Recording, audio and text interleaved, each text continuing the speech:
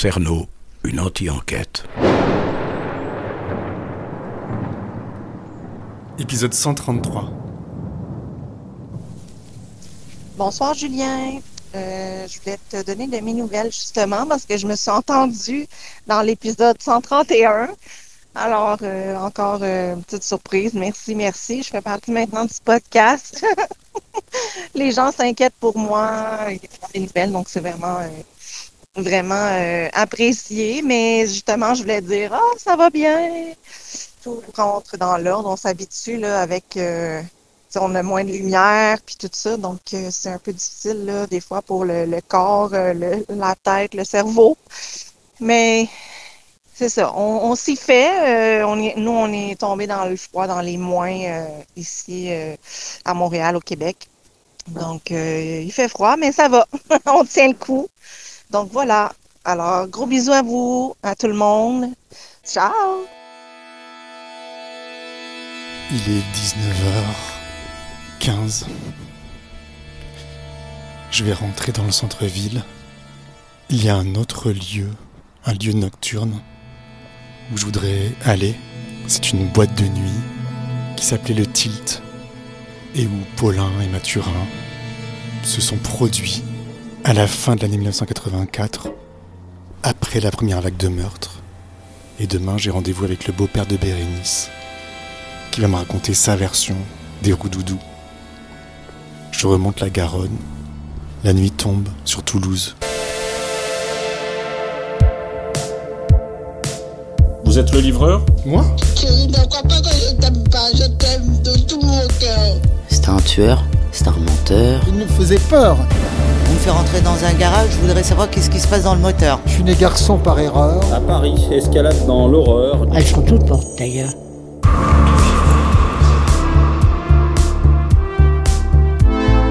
Julien Cernobori. Moi ? C'est vous qui m'avez suivi. C'est des conneries. Jamais de la vie. Le tueur des vieilles dames ? Oui, mais jamais de la vie. Vous interviewez qui ? On ne traite pas en savate avec un t-shirt pourri.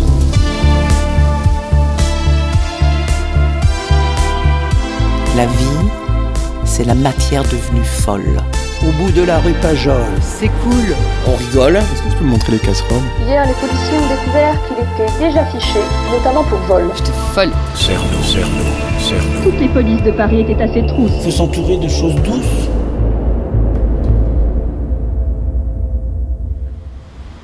« 3-2-1. Mission Toulouse, jour 2. Alors, hier soir, après être allé rue des Braves, au collège Lamartine, puis à l'épicerie de la première agression, je voulais aller visiter un lieu nocturne, mais j'ai pas eu le courage. J'avais voyagé, marché toute la journée, et je me suis endormi. Donc je vous emmène ce matin dans un lieu qui est pas très loin de mon hôtel. Là, je sors de mon hôtel, au 20 rue d'Enfer Rochereau à Toulouse. C'est une petite rue proche du centre-ville. Il fait frais ce matin à Toulouse. J'aime vraiment beaucoup cette ville. Je la trouve belle, je m'y sens bien. Donc je tourne à droite, rue d'Enfer Rochereau.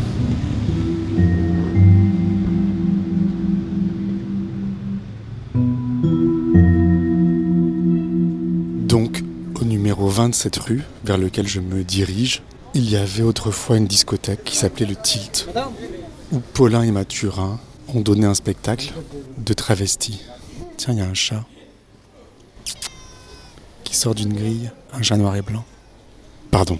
Alors après la première vague de meurtres, à la fin de l'année 1984, en décembre je crois, Paulin et Mathurin se sont rendus à Toulouse. Et voici ce que disait Paulin lors de son audition.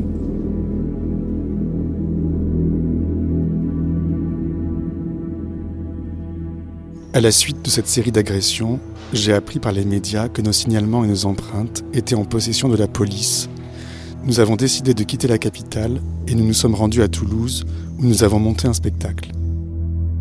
Après être restés à Toulouse environ 7 mois, nous sommes revenus à Paris, c'est-à-dire durant l'été 1985. Et Mathurin, de son côté, raconte, je cite, La dernière agression commise, j'ai décidé de tout stopper car j'ai pris peur étant donné les nombreux contrôles de police. Je me suis même bagarré avec Paulin à ce sujet car il m'a traité de pédale. D'accord. Finalement, comme il flippait également comme moi, il m'a suivi à Toulouse où je comptais faire du spectacle. Nous sommes rendus à Toulouse début 1984 en train. Paulin est allé habiter chez ses parents, tandis que moi je me débrouillais, vivant à l'hôtel ou chez des gens de connaissance ou des rencontres d'un soir.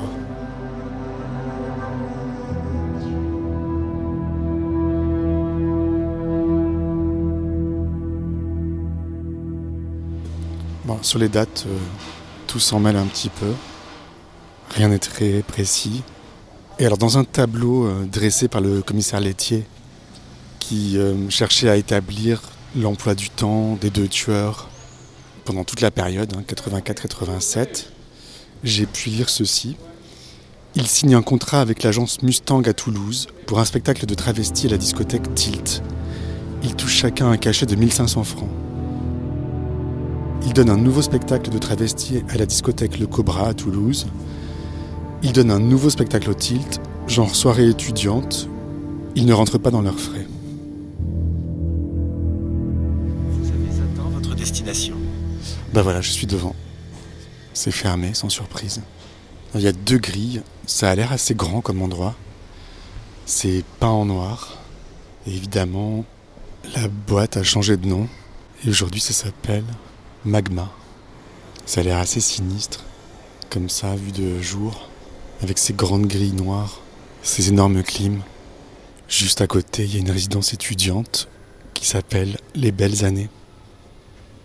Quelle étrange histoire quand même. Ils étaient jeunes tous les deux, ils avaient une petite vingtaine d'années. Ils venaient de commettre une dizaine de meurtres à Paris. Et hop, dans la foulée, ils créent un spectacle de travesti ici.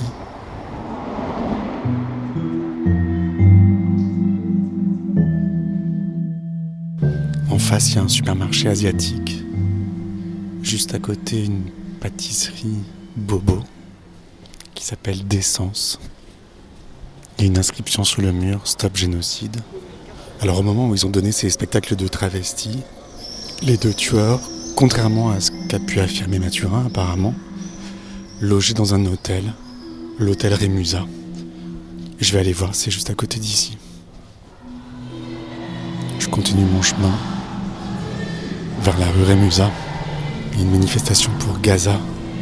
Il commence à pleuvoir. Alors là, j'arrive devant un hôtel qui s'appelle l'Ours Blanc.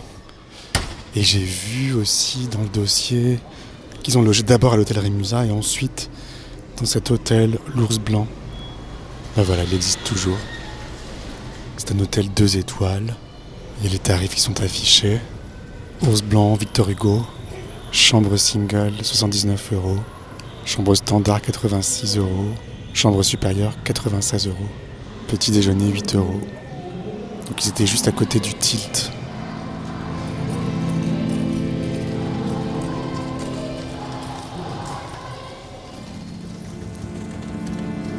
Je suis plus très loin.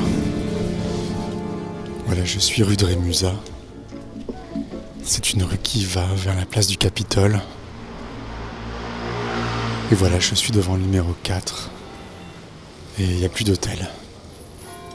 C'est un tabac, aujourd'hui, qui est fermé, qui s'appelle la Tabacase. Et il y a un bar à côté qui s'appelle Fat Cat. Donc c'est un bâtiment en briques roses de Toulouse. Et aujourd'hui, ce sont des habitations, probablement. Il y a un homme qui fait la manche devant la grille fermée du Fat Cat. Donc on est vraiment à 2 pas de la place du Capitole. Bon, dans le dossier du commissaire laitier, je lis. Ils ont ensuite été hébergés par un ami de rencontre, monsieur André Rab, ancien coiffeur, artiste peintre, chez monsieur Gérard André, place du Pérou, située à proximité de la place Saint-Cernin. Eh bien, je pense que ce Gérard, c'est le père de Bérénice, parce que j'ai rendez-vous à présent avec Bérénice et Julien, son beau-père, justement place du Pérou. Donc c'est le même appartement qu'autrefois, ça je savais pas. Je poursuis ma lecture. Ils vivaient ensuite à différents endroits difficilement identifiables, déterminés bien souvent par les rencontres qu'ils pouvaient faire. Il semble que leur séjour toulousain ait duré jusqu'en mars ou avril 1985, sans qu'aucune date précise de retour sur Paris puisse être avancée en l'état actuel de l'enquête. 35 ans après, on n'en sait toujours pas plus. La place du Pérou, c'est à 400 mètres. Donc les deux tueurs évoluaient dans un petit périmètre du centre-ville, entre ces hôtels, le Tilt, puis l'appartement du père de Bérénice. Je vais place du Pérou. Il y a de l'orage dans l'air. Je croise des gens qui évitent mon regard. Quand ils voient mon micro, ils ont peur que je leur parle. Et ils ont raison. Je suis rue Saint-Bernard. Je me dirige vers la place du Pérou. Devant moi, j'ai l'immense clocher de l'église Saint-Cernin qui s'élève dans le ciel. Donc j'arrête pas de formuler des hypothèses dans ma tête depuis que je suis ici. Peut-être qu'après la première vague de meurtres, Paulin était vraiment paniqué et qu'il est vraiment venu se réfugier à Toulouse. C'est un peu ce que les deux tueurs disent dans leurs auditions, qu'ils avaient peur de se faire arrêter. Et Paulin a choisi de revenir ici. Peut-être qu'il espérait la protection de son père, mais visiblement il ne l'a pas obtenue. Et je pense qu'ils ont commencé par essayer de loger chez le père de Paulin. Mais pour une raison que j'ignore, peut-être l'homophobie, ça ne s'est pas passé comme prévu.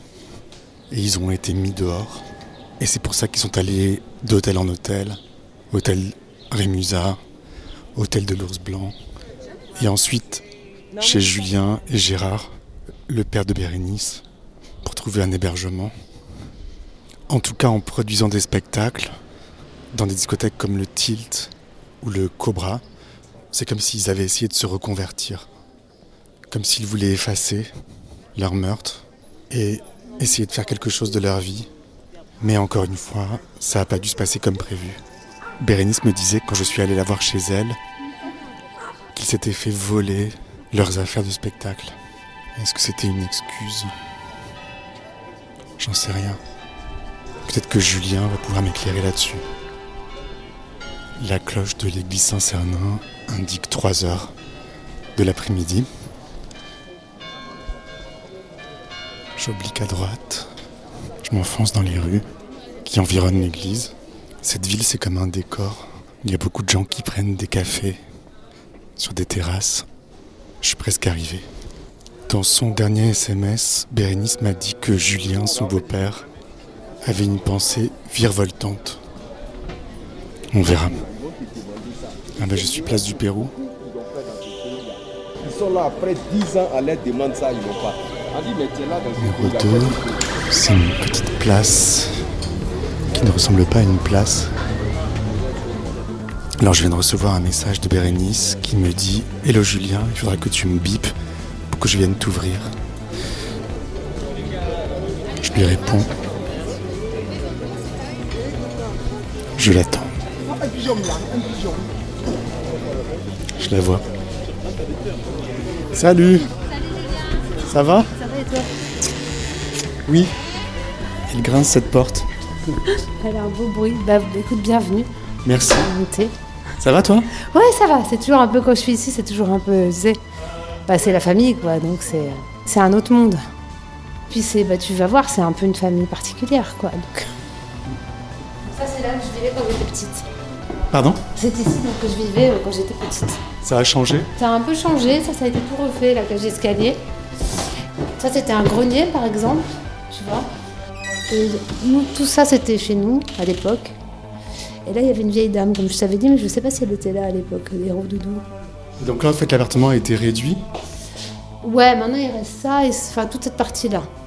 En tout cas toi, quand tu vivais ici dans les années 80, c'était... Plutôt ça, cette partie-là, ouais. Donc là où on va. Pas ça, ouais, c'est ça.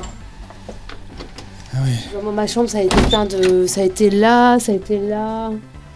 Et là, c'est un peu tarabiscoté. Et donc... Parce que Julien, il s'est fait un petit foutu parce qu'on s'est levé tard. D'accord. Je te présente. Julien est là. Bonjour. Je suis Julien. Enchanté, José. Bonjour, José. Enchanté. Enchanté. Vous êtes en train de déjeuner ? Oui, c'est exact. Non, mais peut-être on peut, je sais pas, on va s'installer. Qu'est-ce qu'on fait? Tu me fais visiter ? Tu veux que je te fasse visiter? Je peux faire visiter? Oui. Vous voulez un café? Volontiers. Soluble. Sucre? Sans sucre. Sans sucre. Donc là, il y a un petit... Mus, dis-moi si je me trompe, mais moi, dans mon souvenir, quand j'étais petite, toutes ces cloisons n'existaient pas. C'était une grande pièce. Fermé, oui. En fait, ici, c'était plusieurs appartes. Ouais. Il y avait une cuisine, il y avait... Ah, t'es intimidé. Non, je suis gêné. Il y avait... un peu partout, il y avait un cabinet, un évier, où il y avait plus... En fait, c'était des ouvrières... il y avait des machines. C'est pour ça qu'en fait, les sols, c'est cimenté au centre parce qu'il y avait des machines à coudre. Et en gros, c'était que des chambres de bonne. Ouais, c'est très vieux, quoi. C'était des ateliers, en fait. C'était très vieux parce qu'il y avait des cheminées partout. Là, il y avait une cheminée. Là, il y avait un lavabo. Tu vois, c'était un coin lavabo. Tu vois. Et en fait, tout était desservi par un couloir. Et on pouvait aller un peu dans toutes les trucs. Voilà. Et je crois que quand j'étais petite, la cuisine a été là. Après, Jean-Jacques Gérard, quand il s'est installé comme analyste... C'est le cabinet de mon père ici, de psychanalyste. Ah, ici, c'était le cabinet de ton père. Ouais, et là, c'était la salle d'attente. Oui, alors, il avait calfeutré cette porte-là, mais des fois, j'attendais les patients. Ah bon? C'était comme dans le film de Woody Allen.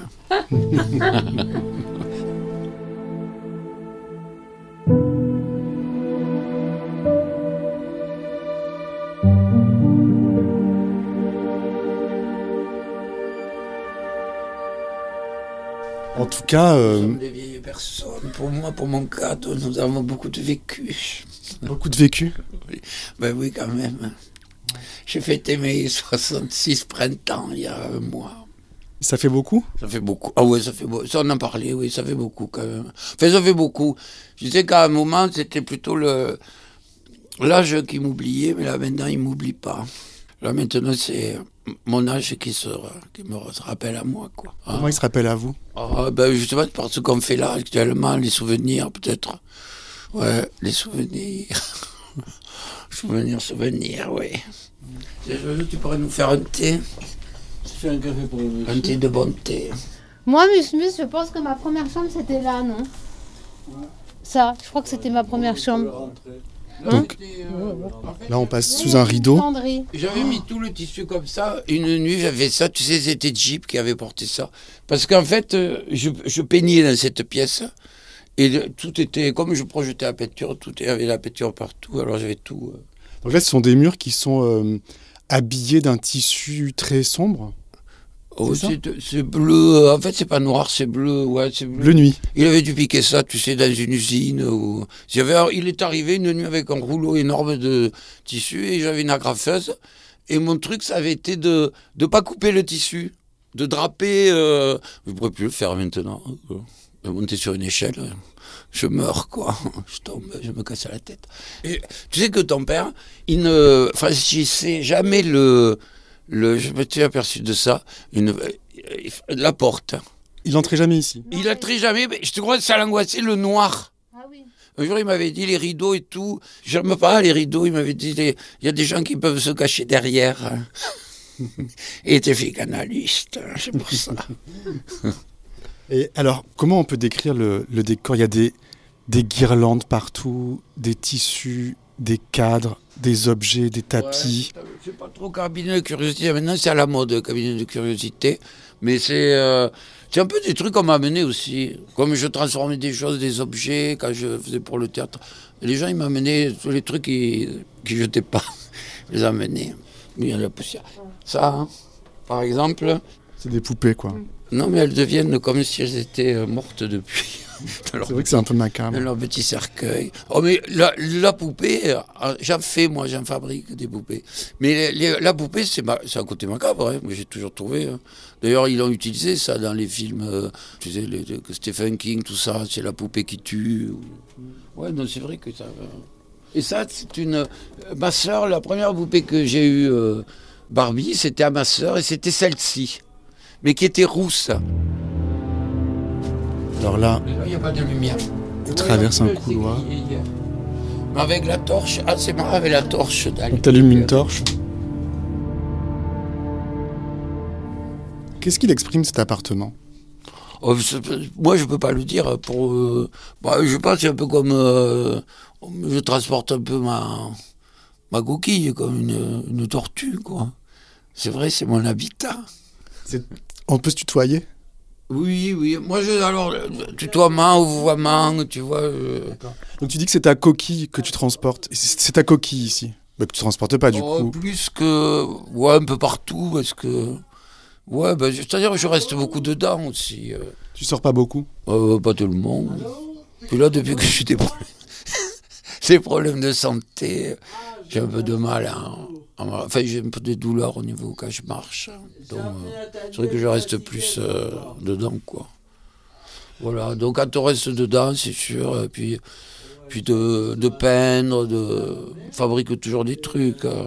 C'était un atelier ici au départ, quand on l'a pris avec Gérard. Mais je fais autant d'objets, de trucs comme ça, de bricolage, que je ne me cantonne pas à peindre pour l'idée tu vois, c'est mon quotidien, quoi. Le fait de fabriquer des choses, c'est plus dans le quotidien. Alors tu viens de dire à Bérénice, quand on a pris l'appartement avec Gérard, c'était quand ? C'était au début des années 1980 ? Ouais, j'avais 20 ans, c'était... 70, je pense. Je pense précisément pouvoir dire que ça devait être en 77. Ouais, c'était entre 70 et 80. Mais alors, le contexte, c'est que tu avais rencontré Gérard, le père de Bérénice. Ouais. Comment vous étiez rencontrés ? Oh, tout simplement, au jardin des plantes. Et c'était les fontaines Valas, là, avec les 3 cariatides. Et alors... il était grand, son père était frisé. Et alors, il m'avait demandé est-ce que l'eau est potable. C'est original. Et puis moi, comme j'habitais pas très loin, rue Vélane, et voilà, on discutait, on n'avait pas... C'était de la drague ? Oui, mais bon, à l'époque, on s'en menait pas directement. Hein. Bon, maintenant, ils sont directs. Toi, t'avais quel âge quand t'as rencontré Gérard ? Je crois que j'avais pas 20 ans, j'avais dû avoir 19... j'avais pas tout encore 20 ans. Et lui était un peu plus âgé ? Gérard, il avait 10 ans de plus, je crois. 15 ? Ah, tant que ça, ouais. Non, il avait 35 ans, je pense. Même pas. Oui, 35 ans, 34 ans. Donc, ensuite, vous vous êtes fréquentés et vous avez décidé de vivre ensemble ici, dans cet appartement, vous l'avez visité ? Oui, c'est-à-dire, oui, il y avait un projet, là, on a parlé ce matin. C'est un appart que mon père devait habiter avec ma mère et d'autres couples d'amis, un peu en communauté. Et la rencontre a fait que ça ne s'est pas passé comme ça et que vous êtes venus plutôt tous les deux. Voilà, c'est un peu le loup dans le pré, parce que, en fait, Waldo, on l'a habité qu'avec Gérard. Ouais. Et Gérard et toi et Bérénice qui venaient... T'habitais avec Jacqueline dans la semaine, mais des fois une semaine sur deux. Ouais. Une semaine sur deux. Mais alors du coup, pour Gérard, toi t'étais son premier petit ami ?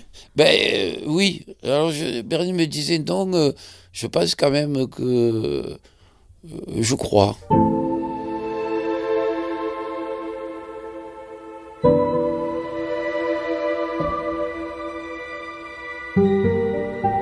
À ce moment-là, donc fin des années 70, tu avais moins de 20 ans, tu me disais. Ouais. T'étais quel genre de jeune homme ? J'étais un beau garçon. Beau ? Oh oui, quand même. Ouais, j'étais mignon, disons, quoi.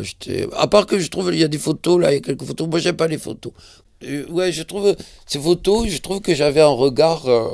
j'étais quelqu'un quand même de perturbé, je sais pas, que c'est angoissé. Par quoi ?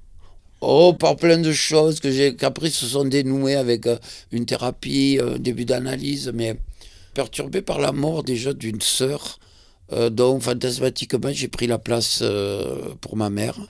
C'était difficile à savoir comment j'avais pris, parce que je suis le dernier de 5 enfants. C'était pourquoi ma mère m'avait mis à la place. Elle aurait pu, mon frère aurait pu avoir cette place aussi, puisqu'il est né avant moi. Et ça, ça c'est vraiment été dénoué avec une thérapie. Ouais, avec une thérapie. J'ai compris pourquoi elle m'avait mis à cette place-là, quoi. Je pense que ça génère une angoisse, le fait de...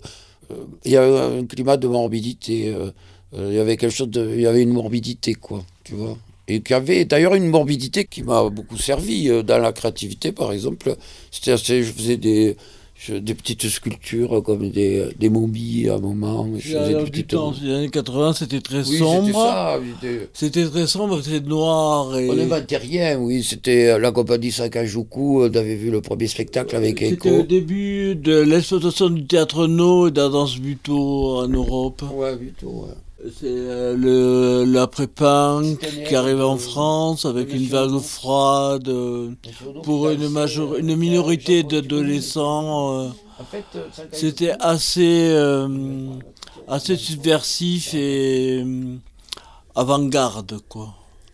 Parce que, du coup, vous habitiez ici ? J'avais 16 ans, j'avais 26, on est les mêmes endroits, à la même époque, avec 10 ans d'écart. Et vous vous connaissez depuis longtemps, tous les deux ? On se croisait, mais on ne se parlait pas. Mais vous vous connaissez depuis combien de temps ? 14 ans. Vous avez les cheveux verts, et toi, Julien, t'as les cheveux vert jaune.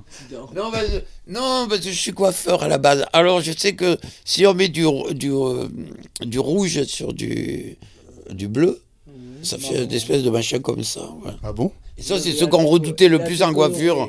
Et c'est pour ça que je l'ai fait, je crois. C'est ce qu'on redoutait le plus en coiffure. Et c'est pas mal, je trouve. J'avais envie de voir ce que ça faisait un peu comme... Il avait les cheveux verts, il les a décolorés. Et je sais pas pourquoi ça dégorge le vert au vert. Oui, je te dis parce que j'ai mis du rouge avec du... Ah bon ? Oui, ça la colère. Moi, je décolore depuis l'âge de 14 ans. J'avais 57. Depuis l'âge de 14 ans, je fais des couleurs. Ah ouais ? Pourquoi ? Oh bah je suis très moche et je ressemble à rien sans mes couleurs.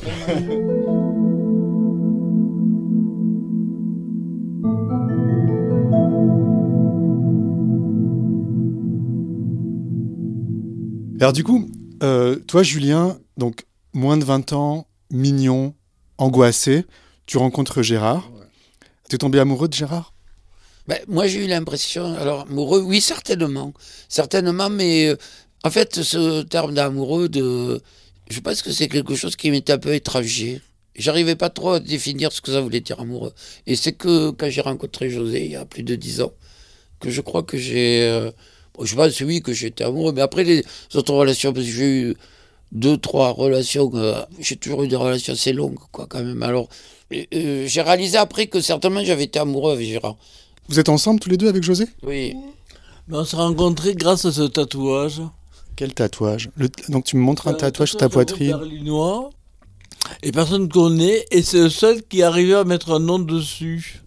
Et ça nous a fait de suite tilt, on a les mêmes références musicales.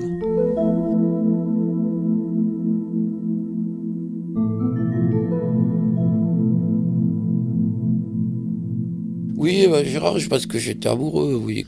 Après, qu'est-ce que c'est être amoureux, je te dis, je sais pas, voilà, chacun a une définition différente, mais... Peu importe, en fait, en tout cas, tu voulais vivre avec lui, parce que vous vous êtes installés ensemble ici. Oui. Tu te souviens un peu de Bérénice, toi, de cette période dont tu étais toute petite ? Je me souviens du soir où Gérard a quitté Jacqueline, où il est parti. Ouais. Ouais. Donc ta mère ? Ouais. À 3 ans, ça, je m'en souviens. Qu'est-ce qui s'est passé ? Je m'en souviens, j'ai une scène, et je pense qu'on n'a pas pu me la raconter, donc soit c'est un fantasme, mais ça fait très longtemps que j'ai cette scène. Je vois une entrée avec une salle de bain, et je vois ma mère qui supplie Gérard de rester, mais étonnamment en pleurant, mais tout en se remaquillant les yeux, comme si elle voulait pas... que le rimel coule. Ouais, comme si elle voulait... Rester belle. Et Nicole, ta mère. Ouais, elle mettait Nicole, comme ça, voilà. Et je vois mon père qui me dit « Qu'est-ce que tu fais, Bérénice ? Tu restes ou tu viens avec moi ?»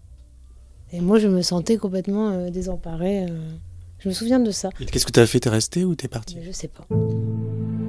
Elle était comment, petite fille, Bérénice ? On aurait dit un petit brugnon. C'est-à-dire ?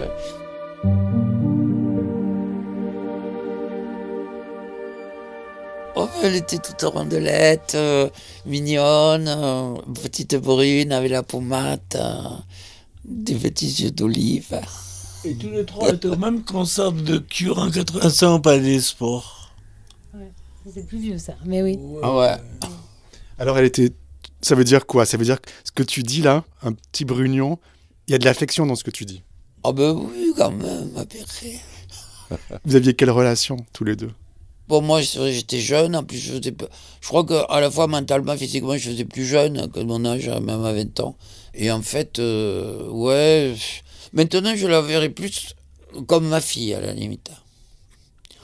Mais jusque-là, c'était plus... ouais, comme tu disais, on ne savait pas trop. C'était un peu comme frère et sœur aussi. Et puis même quand on se disputait, des fois on se disputait... mais je crois que j'étais un peu gamin quand même. Enfin, tu vois, de se disputer. De toute façon, moi, je me rappelle très bien que... Parce que c'était pas un truc qui était facile. Enfin, moi, j'avais du mal à assumer ça, ouais. Cette image familiale quand j'étais petite. J'avais honte, en fait. Hein.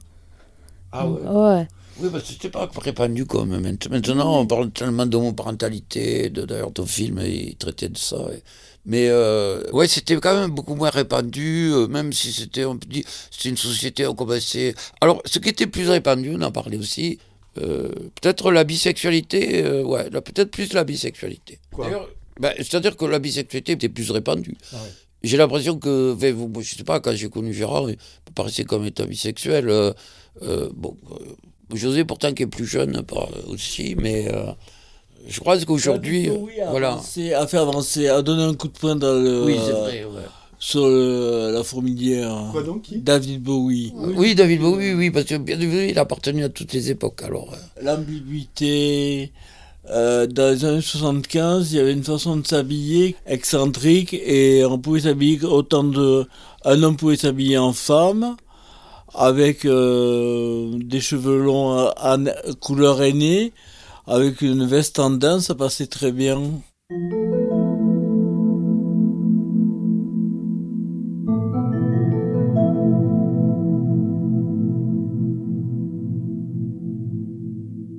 Alors moi j'ai une question. Toi, Julien, tu es de Toulouse. Je ne suis pas originaire de Toulouse, je suis originaire de la région de Montpellier, Béziers plus exactement. Alors, jeune... J'ai fait des études de coiffure à Toulouse. Donc je vais avoir 19 ans, ouais, un peu plus jeune peut-être. Et alors, être gay à Toulouse, fin des années 70, années 80, c'était comment ici? Moi, j'ai pas vraiment, je me suis pas vraiment posé la question parce que j'ai connu un premier ami, Jean-Marc, et de suite on habitait ensemble et donc à cet âge-là, j'ai pas connu du tout ce qui s'appelle la drague et tous ces trucs, ni boîte, ni... Si, quand même, le Shanghai, si avec ma soeur, on a le Shanghai. Mais, le Shanghai, c'était une boîte gay qui n'existe plus aujourd'hui. C'était une boîte gay mixte aussi.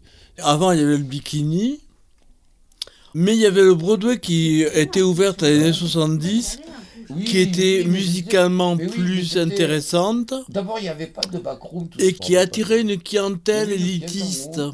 Et moins maladroit que le Shanghai, où c'était assez maladroit quand même. Maladroit, dans le Shanghai, il y avait des travestis qui étaient godiches, qui étaient grotesques, qu'on ne voyait pas au Broadway. Alors en tout cas, moi je me dis, c'est une grande ville de province où il se passait beaucoup de choses. Il y avait pas mal de lieux, où il y avait le Shanghai, il y avait le Nick, après il y a eu... Il se passe encore beaucoup de choses à Toulouse. On peut sortir tous les soirs.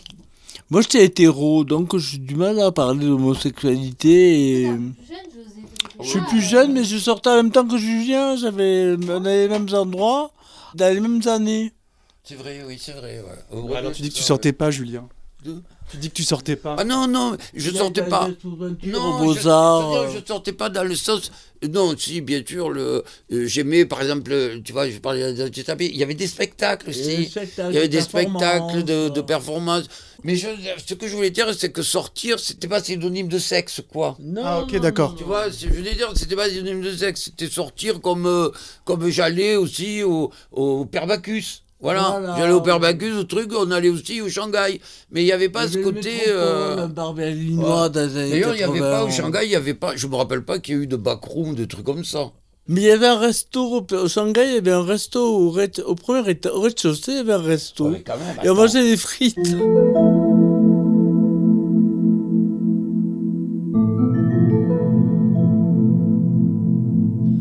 Donc en fait, moi je me dis, quand tu étais un jeune gay à Toulouse, fin des années 70, début des années 80, la vie pouvait être belle. Ah, aujourd'hui aussi, mais... après, c'est malheur, avec ses séparations et ses rencontres. Mais par exemple, c'était pas rare que tu tournes autour de Saint-Cernin et que quelqu'un avec un sac à dos passe la nuit. Pas forcément, il se passait pas forcément quelque chose, mais je veux dire, il y avait un côté... solidaire. Ouais, je sais pas, il y avait un côté plus bon enfant, truc... que là, alors, moi je suis choqué quand même. Moi, pas du tout. J'ai vécu dans des squats à Londres. Et j'ai une certaine solidarité en tant qu'Espagnol. Ah, t'es espagnol? Je suis espagnol. Et par exemple, quand je vois quelqu'un qui est de ma communauté punk, si je vois qu'il galère, je lui dis attends, qu'est-ce que tu fais là Ah, mais là, je vais dormir à la rue. Ah, mais j'ai un squat, il y a 4 pièces. Tu vas prendre une pièce pendant 2-3 jours. On définit la durée. Ouais, alors que... Et j'héberge. Et ça m'arrive aussi, des fois, quand il y a quelqu'un punk. Ces réseaux, on ne peut pas généraliser. Mais ça fait pas trop rencontre. Ça fait... on va... dépannage, et en même temps, on discute, et c'est très agréable. Toi, t'es punk? Absolument plus maintenant. Je l'ai été quand j'avais 13-14 ans. Maintenant, je suis excentrique, on pourrait dire. Nous, on n'a pas tellement d'amis, à part Frédéric et Cory. Mais bon, je garde cette façon visuelle parce que ça me correspond.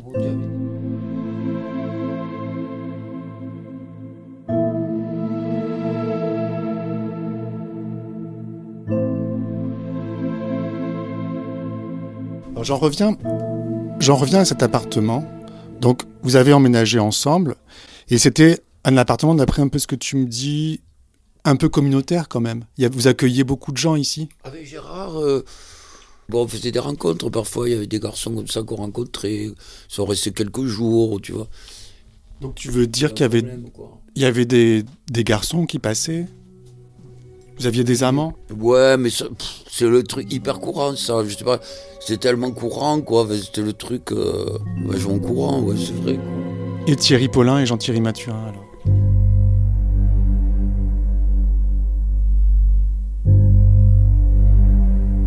À suivre.